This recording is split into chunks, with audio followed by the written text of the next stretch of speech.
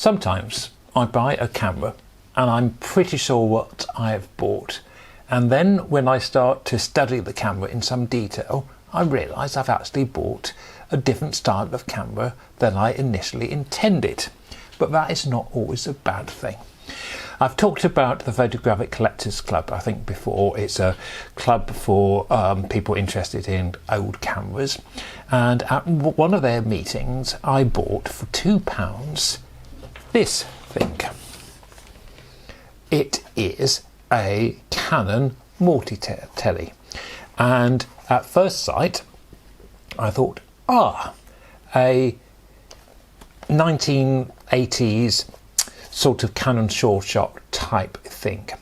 And then I started to look at the camera a little bit more detailed, and the first thing, I wasn't sure if it worked, and when I actually put a battery into it, and I found that when I clicked the button something strange happened. I'll do that again.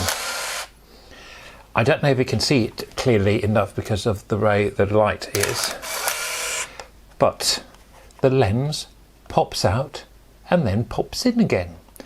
On most cameras the lens pops out, you take the photo, it goes back in when you tell it to, but on here it's completely, as you can see, when you press the button. Now on the back you have a close-up and a wide angle. So when we have the wide angle, the lens goes out so far, and when we have tele it goes out further. So it's not a zoom camera, it's got two focal lengths which the lens adjusts according to wide or tele. The camera, so a bit different, it's autofocusing, which we can tell up here. It's quite nicely designed. When we open the camera, and there's no film in here at the moment, this is where something a little bit different occurs. That obviously is our normal 35mm traditional envelope, but there's this little yellow orange button here, and when I move this,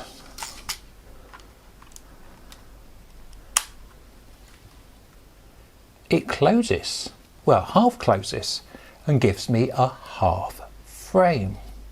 Now in the 60s, half frame cameras were particularly popular. Olympus were famous for doing half frame and did their Olympus pen, and Canon joined in with something called the Demi, which I have actually done a video on before. But 20 years later they come out with this. And I remember Yashica did a half frame about at the same time, so there was obviously a bit of interest in saving money on film, because that's the great thing with half frame, you are able to, you know, get double your photos. I remember doing a canal trip in Amsterdam, and there was a photographer at the end of the boat trip taking all your photographs and of people getting on and off the boat and then selling them, and that was all done on a Olympus pen. So half frame had all sorts of uses. I remember estate agents used to use them quite a lot as well. So, and the other quite useful thing with the half frame is obviously you're using half the frame, so it becomes even more tele, if that makes sense. So you're I can't remember what the lens, if I look it will tell me, it's 35 and 60. The camera was, as I said, launched in 1988, March 88. It has a 3.5 35mm lens and a 5.6 60mm. So when you are half the frame, that 60mm becomes equivalent to 120, and the other lens, as I said, is a 35mm lens, so that becomes equivalent to 70. So when you are on half frame, it's like having two telephotos. Couple of other things of interest. There was a button marked B4. what on earth is B4? Before digital, you ask. No, on this camera, B4 is a bulb setting. So that opens the shutter and continues to open until we turn that off.